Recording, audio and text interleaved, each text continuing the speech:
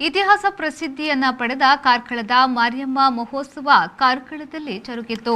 ಇದೇ ವರ್ಷ ಮೇ ತಿಂಗಳ ಕೊನೆಯಲ್ಲಿ ಜರುಗಬೇಕಾಗಿದ್ದ ಉತ್ಸವವು ಕೋವಿಡ್ ಕಾರಣದಿಂದ ಆಗದೇ ಇರುವ ಕಾರಣದಿಂದ ಇಂದು ಆಚರಿಸಲಾಯಿತು. ಈ ಸಂದರ್ಭದಲ್ಲಿ ಮಾತನಾಡಿದ ಪ್ರಧಾನ ಅರ್ಚಕರಾದ ರಘುರಾಮ್ ಆಚಾರ್ಯ ಅವರು, ಮಾರಿಯಮ್ಮ ಉತ್ಸವವು ಅನಾದಿ ಕಾಲದಿಂದಲೂ ನಡೆಯುತ್ತಾ ಬಂದಿದೆ. ಇದರ ಉದ್ದೇಶ ಲೋಕಕ್ಕೆ ಬರುವ ರೋಗ ರುಜಿನಗಳು ದೂರ ಮಾಡುವಂಥದ್ದು, ಊರಿಗೆ ಬರುವ ಸಂಕಷ್ಟಗಳನ್ನು ಹೋಗಲಾಡಿಸುವುದು ಮಾರಿಪೂಜೆಯ ಉದ್ದೇಶವಾಗಿದೆ ಎಂದು ಹೇಳಿದರು.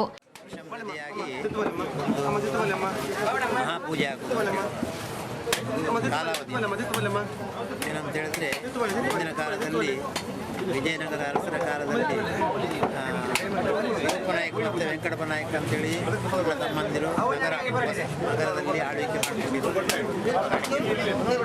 ಇದ್ದರು.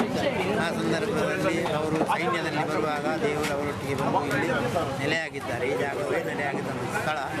ಅದನ್ನು ನಾವು ವಾರ್ಷಿಕವಾಗಿ ಒಂದು ಮಹಾಪೂಜೆ ಮಾಡುವ ನಿರ್ಣಯ ಅನಾದಿಕಾಲದಿಂದ ಮಾಡಿಕೊಂಡು ಅದರ ಉದ್ದೇಶ ಏನಂತ ಹೇಳಿದ್ರೆ, ಲೋಕ ಕಲ್ಯಾಣಾರ್ಥವಾಗಿ ಹಾಗೆ ಬರುವಂಥ ರೋಗ ರುಜಿನಾದಿಗಳನ್ನೆಲ್ಲ ದೂರೀಕರಿಸುವಂಥದ್ದು.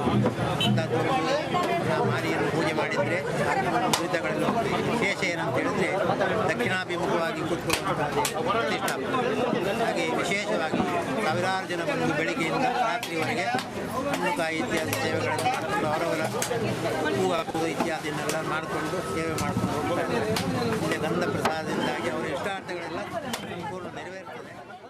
ಬೆಳಗಿನಿಂದಲೇ ಭಕ್ತಾದಿಗಳು ದೇವಿಗೆ ಹಣ್ಣು ಹೂಕಾಯಿ ಸಮರ್ಪಿಸಿ ಧನ್ಯವಾದರು. ವಿಶೇಷವಾಗಿ ಕೊರಕರ ಡೋಲು ವಾದ್ಯ ಭಕ್ತಾದಿಗಳನ್ನು ಆಕರ್ಷಿಸಿತು.